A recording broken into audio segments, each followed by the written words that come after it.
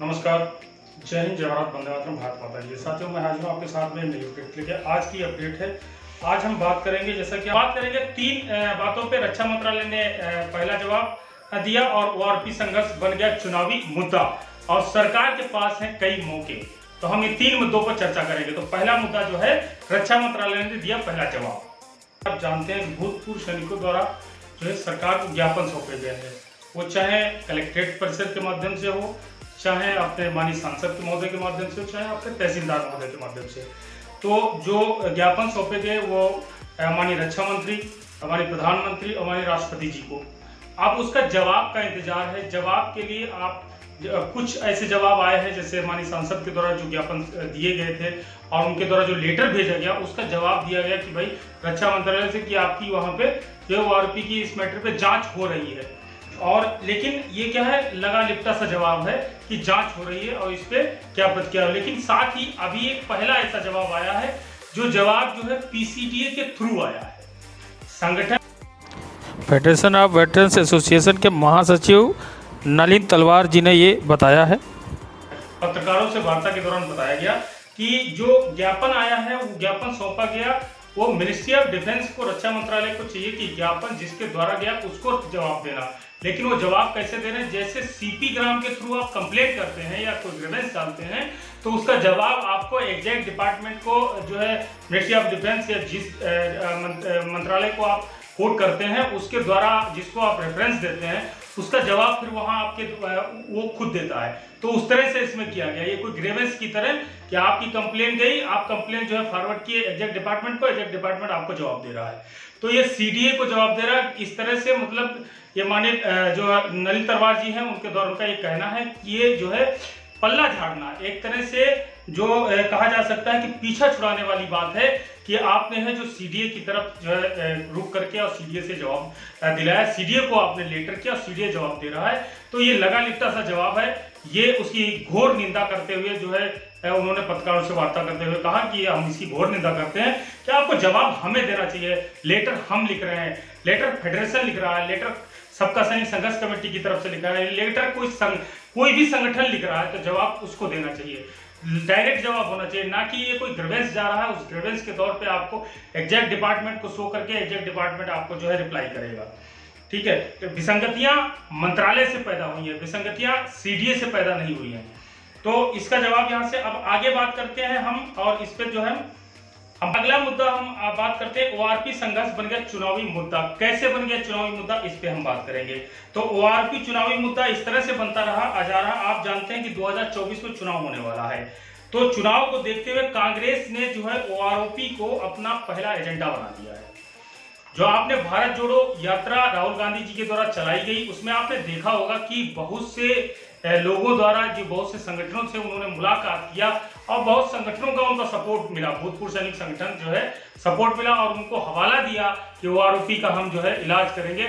हालांकि पिछले 70 सालों में इसका ओआरपी का इलाज इन्होंने भी नहीं किया और इनकी सरकार रही, और ये सारे मुद्दे, गड़े मुद्दे तो 70 साल से ही हैं। तो अब बात है, लेकिन इन्होंने अभी जो है संगठनों से जब भारत जोड़ो यात्रा शुरू किया, उसमें संगठनों के साथ शामिल हुए। अब उसमें से एक जो है नवनियुक्त अध्यक्ष कर्नल रोहित चौधरी सेवानिवृत्त हैं। ये कांग्रेस पार्टी के पूर्व सैनिक शाखा के जो है अध्यक्ष हैं, और इन्होंने आरोप लगाया है कि सेना को कमजोर करने का आरोप लगाते हुए अग्निपथ स्कीम के साथ खिलवाड़ किया है सरकार ने पूर्व सैनिकों और सैनिकों के साथ खिलवाड़ किया है। 2014 में ओआरपी देने का वादा देकर उनको वोट लेकर बीजेपी सत्ता में आई। 9 साल से बाद भी ओआरपी की समस्या अभी तक हल हुई नहीं है। अब बिल्कुल नहीं हल हुई, आप सब जानते हैं। ओआरपी दिया, हम इसके शुक्रगुजार हैं, पूरे भूतपूर्व सैनिक संगठन इसके शुक्रगुजार हैं कि ओआरपी 2014 में दिया गया, लेकिन फिर भी हम लड़ रहे हैं। हमारी विसंगतियां, हमारे साथ भेदभाव किया गया है। तो उसके बाद इन्होंने कहा है, संवाददाताओं से बातचीत के दौरान कर्नल रोहित चौधरी रिटायर्ड ने कहा कि उन्होंने आरोप लगाया कि सरकार ने ओआरपी को लेकर सेना और राष्ट्र के साथ धोखा किया है। ओआरपी 2 में बड़े पैमाने पर विसंगतियां पैदा करके रक्षा संपर्कों के बीच विभाजन का काम किया है और जिससे देश की सुरक्षा खतरे में पड़ गई है। अब आप समझिए, अगला पॉइंट हमारे पास आता है। अगला बात हम करते हैं सरकार जो है कि किस तरह से सरकार के पास जो है मौके हैं, कौन कौन से मौकों का फायदा जो सरकार उठा सकती है और जिनके ऊपर सरकार काम करेगी, जैसे कि जो लड़ाई चल रही, बिल्कुल समय है, देर है अंधेर नहीं है, क्योंकि हमारे पास भी 28 लाख भूतपूर्व सैनिक संघ है और 28 लाख भूतपूर्व सैनिक के साथ में उनके परिवार जुड़े हुए हैं। 28 लाख पूर्व सैनिक हैं और उनके परिवार कैलकुलेट कर लो तो आप संख्या का अनुमान लगा सकते हैं। आगे सरकार किस तरह से, तो कहते हैं सरकार को सावधान होने की जरूरत है। 2024 का चुनाव नजदीक है। हाल ही में कर्नाटक का चुनाव हुआ, आपने देखा तो किस तरह से जो है बीजेपी को मुंह की खानी पड़ी। इससे पहले और भी कई राज्यों में चुनाव हुए, कई जगह जो है इनका मुंह की खानी पड़ी। हिमाचल में एक चुनाव हुआ था, आपने देखा होगा, एनपीएस और ओपीएस को लेकर इनको मुंह की खानी पड़ी। यानी कि एनपीएस न्यू पेंशन स्कीम को हटाकर और पेंशन स्कीम की मांग कर रहे संगठनों की आवाज जो है, इनको वहां पे भी जो है हार का सामना करना पड़ा। तो ये सब देखकर क्या एक्शन करती है सरकार?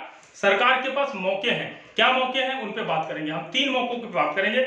मेन 3 मौके हैं जिन पे जो है सुधार करके जो है इसका फायदा उठा सकती है सरकार, और जहां तक उम्मीद है कि बिल्कुल उठाएगी, क्योंकि इतनी जगह मुंह की खानी पड़ी और सरकारों ने जहां जहां अभी विधानसभा चुनाव आने वाला है वहां एक्शन शुरू कर दिया है। वहां कहीं डीए बढ़ोतरी की जा रही है, कहीं कुछ ना कुछ ऐसा हवाला दिया जा रहा है। अब बात करते हैं यहाँ पे इसमें जो चुनाव आने वाला है 2024 का, उसकी बात करते हैं। तो आप सब जानते हैं कि जनवरी में, पहला पॉइंट है, जनवरी में आपका जो है डीए 50+ हो जाएगा, यानी कि 50% को पार कर जाएगा।